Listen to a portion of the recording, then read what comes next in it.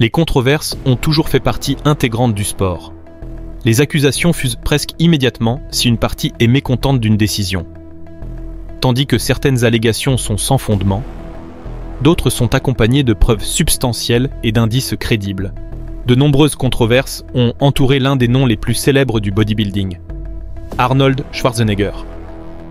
Regardons de plus près celle concernant sa victoire en 1980 au concours Mister Olympia.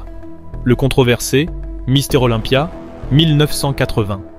Depuis ses débuts dans le bodybuilding à la fin des années 1960, Arnold Schwarzenegger est devenu l'un des athlètes les plus influents et inspirants dans ce sport.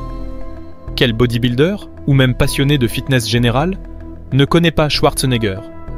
Même si vous n'avez jamais soulevé un poids, vous connaissez probablement cet Autrichien comme bodybuilder, star de cinéma, homme politique ou militant écologique.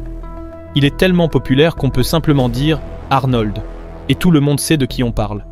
Depuis sa retraite en 1980, Arnold a laissé une longue ombre et est toujours vénéré pour son rôle dans la popularisation du bodybuilding auprès du grand public. Sa participation au film Pumping Iron en 1977, un documentaire de George Butler et Charles Gaines centré sur le Mister Olympia 1975, a propulsé Arnold et le bodybuilding dans la culture populaire. De 1970 à 1975, Arnold a remporté 6 titres Mister Olympia. Après sa 6e victoire, il prit sa retraite pour se concentrer sur sa carrière cinématographique naissante, avec des succès comme Conan le Barbare, Twins et la série Terminator. Il semblait s'orienter vers de nouveaux horizons. Mais en 1980, Arnold choqua fans et compétiteurs en annonçant, la veille du concours Mister Olympia, son retour. Réaction avant la compétition. Le compétiteur Mike Menzer était furieux et a même essayé d'attaquer Arnold lors d'une conférence de presse avant le concours. D'autres athlètes comme Frank Zane et Boye Kow ont exprimé leur pitié face à ce retour qu'ils estimèrent voué à l'échec, craignant que cela ternisse la légende d'Arnold. À la conférence de presse, Mike Menzer s'adresse à Arnold. « Mike Menzer, tu n'as pas ta place ici, Arnold. » Mike essaie de s'approcher d'Arnold, mais est retenu par des assistants, pendant la compétition. Beaucoup furent choqués par l'état physique d'Arnold, surnommé le chêne autrichien.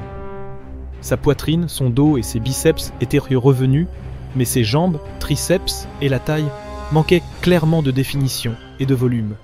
Certains estimaient qu'il n'était qu'à 80 à 90% de sa forme d'antan. Le consensus général était qu'Arnold n'était plus une menace.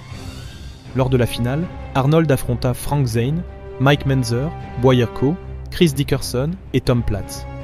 Ce qui lui manquait en musculature et en définition, il le compensait par son charisme. Arnold plaisantait avec les concurrents sur scène pour les déconcentrer et se détachait de la ligne pour poser de façon inattendue. Les deux finalistes choisis furent Chris Dickerson et Arnold Schwarzenegger. Frank Zane, le champion en titre, Mike Menzer, favori des pronostics, et Boye Kow, en excellente condition, ne convainquirent pas les juges. Beaucoup pensaient que Dickerson allait remporter le titre car il était plus sec, plus musclé et présentait une meilleure image globale. Arnold, lui, essayait de cacher ses défauts par des poses astucieuses et comptait sur sa présence scénique. À la fin de la soirée, Arnold fut déclaré vainqueur. Réaction après la victoire, Iron Man Magazine dut censurer les témoignages des fans, retirant tous les termes explicites utilisés pour décrire la décision. D'anciens Mister Olympia remirent en question cette victoire. Retour sur la polémique. Schwarzenegger choqua le monde du bodybuilding en annonçant son retour à la retraite, juste un jour avant le concours. Mais ce retour et la victoire surprise ne furent pas les seuls événements perturbateurs. Le matin du concours, 15 des 16 participants signèrent une pétition pour abolir les catégories de poids et fusionner la compétition en une seule classe ouverte. Le seul à ne pas signer fut Schwarzenegger. Les athlètes questionnèrent Arnold sur ses raisons de vouloir 2 catégories. Mais Mike Menzer et Arnold eurent plus qu'un échange de mots. Dialogue entre Arnold Schwarzenegger et Mike Menzer à la conférence de presse Arnold Schwarzenegger. Ton 2e place en 1979, ce n'était pas si impressionnant. Mike Menzer, en colère. Qu'est-ce que tu dis ? Mike se précipite vers Arnold et commence à le réprimander. Des assistants interviennent et les séparent. Finalement, Arnold retira son objection. Mike Menzer, qui avait remporté en 1978 le titre Mr. Universe avec un score parfait, et qui avait fini deuxième du Mister Olympia, 1979 derrière Frank Zane, devint l'un des critiques les plus virulents de la victoire d'Arnold en 1980. Dans une interview, Mike déclara « Mike Menzer, j'en ai assez d'entendre dire que le bodybuilding est subjectif. Alors qui es-tu pour affirmer que les concours sont truqués? Ce n'est pas vrai. Tout ce qui existe en réalité peut être jugé objectivement. Il y a des critères objectifs pour juger les bodybuilders. » Il ajouta que lors de l'Olympia 1980, seuls les 7 juges et les amis proches d'Arnold le voyèrent gagnant.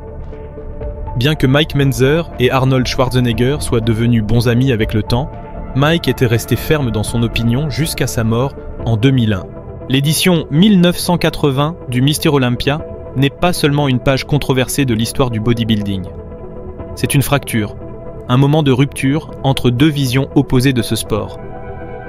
D'un côté, une génération émergente de culturistes brillants, méticuleux, au physique taillé au scalpel, porteurs d'une approche plus scientifique et rigoureuse du développement musculaire. De l'autre, le retour inattendu d'une légende vivante, Arnold Schwarzenegger, qui avait déjà conquis le monde par ses victoires passées, sa prestance, son charisme et sa domination médiatique. Mais la question centrale que soulève cette controverse va bien au-delà du simple résultat d'un concours. Peut-on réellement juger un sport de manière objective quand l'un des concurrents est plus grand que le sport lui-même? La présence d'Arnold, même amoindrie physiquement, a suffi à faire basculer le jugement, à faire taire la logique et à redéfinir les règles implicites d'une compétition qui aurait dû rester centrée sur la performance physique et l'esthétique musculaire. Ce qui choque encore aujourd'hui, ce n'est pas seulement la victoire contestée d'Arnold, mais l'ampleur du désaveu que cela a provoqué, huée du public, athlètes quittant la scène, certains prenant même leur retraite immédiatement après. Des magazines censurant les lettres des fans, des réseaux télévisés se détachant du concours. Tout cela témoigne d'un malaise profond, d'une perte de confiance dans l'intégrité des jugements et dans la valeur du titre de Mister Olympia. Et pourtant, cette polémique reflète aussi une réalité crue mais universelle. Le sport, comme toute activité humaine, n'est jamais totalement à l'abri de l'influence du pouvoir, de la réputation et de l'image. Dans un monde où le spectacle et la célébrité prennent de plus en plus de place, il devient difficile de maintenir la frontière entre mérite sportif et stratégie médiatique. Le retour d'Arnold fut peut-être une erreur du point de vue de l'équité, mais il fut un coup de génie du point de vue de l'attention mondiale portée au bodybuilding. La victoire d'Arnold Schwarzenegger, en 1980, soulève une question essentielle pour le monde du sport. Quelle place doit-on accorder à la légende face à la réalité? Est-ce qu'un champion du passé, adulé, charismatique, mais objectivement moins performant, peut être placé au-dessus de concurrents plus préparés, plus affûtés, mais moins connus? Pour de nombreux fans, la réponse est non. Cette édition du Mister Olympia a marqué un avant et un après. Elle a poussé les instances à revoir les règles, à redéfinir les critères de jugement et à mieux encadrer les décisions. Mais elle a aussi laissé une cicatrice indélébile dans le cœur des compétiteurs lésés et des spectateurs trahis. Et pourtant, Arnold reste Arnold.